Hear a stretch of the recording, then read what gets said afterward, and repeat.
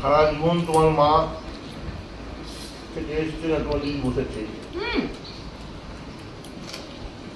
কড়াইতে বলতে খুঁজে পেয়ে গেল। কড়াইতে নাকি খেতে নেই, এ পড়ে না তাহলে আটা মাখার গন্ধ।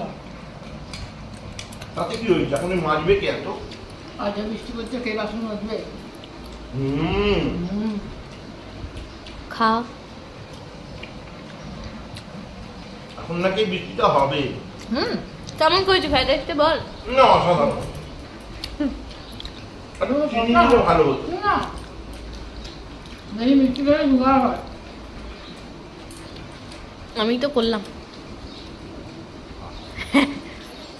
এটা দেখেছিস?